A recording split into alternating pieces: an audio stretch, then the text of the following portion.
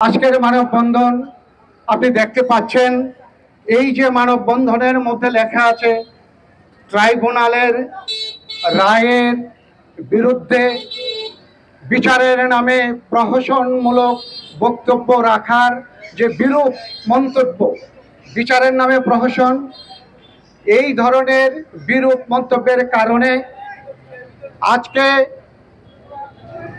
আমার উপরে ব্যক্তিগতভাবে হুমকি দিয়ে বলা, জীবন নাশের হুমকি দিয়েছিল গত কয়েকদিন আগে ফজলুর রহমান সাহেব, এবং ইত্তা অষ্টগ্রাম মিঠামনের যেসব ভাইয়েরা 24টি ইউনিয়নে যারা কর্মরত ছিলেন, যারা দলের সাথে সম্পৃক্ত ছিলেন, তাদের পক্ষে ভয়ভীতি প্রদর্শন এবং ফজলুর রহমানের মনোনয়নের বাতিলের দাবিতে আজকের এই মানববন্ধন।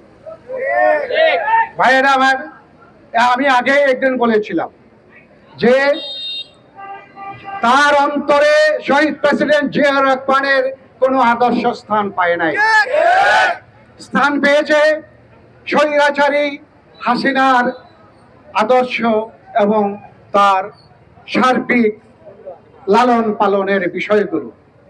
আমি এই জন্য বলেছিলাম যে উনি যখন দেশনেত্রী বেগম খালেদা জিয়া এক কাপড়ে ক্যান্টনমেন্ট থেকে বের করে দেওয়া হয়েছিল, তখন কিন্তু তাকে পাওয়া যায় নাই, তাকে একটি কথা বলতেও পাওয়া যায় নাই।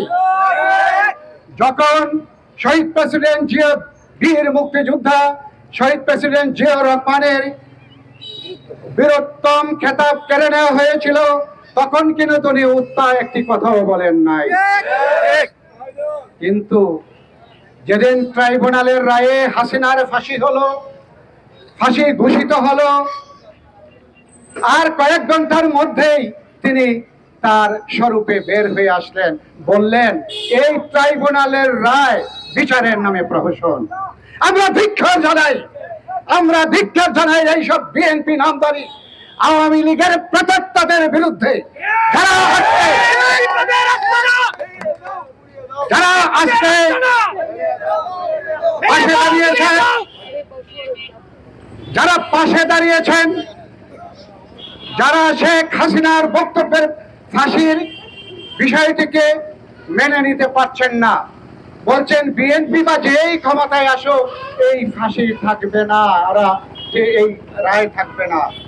মোদি বলেছেন এই আদালত, এই বিচারালয়, এই প্রসিকিউটর, এই সব পদ্ধতি কোন সঠিক পদ্ধতি নয়। কাজেই আমরা ধরে নিতে পারি ইত্তা অষ্টগ্রাম মিঠামনের কিশোরগঞ্জ 4 নির্বাচনী এলাকায় প্রাথমিকভাবে যে ফজলুর রহমানকে মনোনয়ন দেওয়া হয়েছে, এই লোক যদি এখানে থাকে তাহলে বিএনপি পুনর্বাসিত হবে না, পুনর্বাসিত হবে শেখ হাসিনার আদর্শ।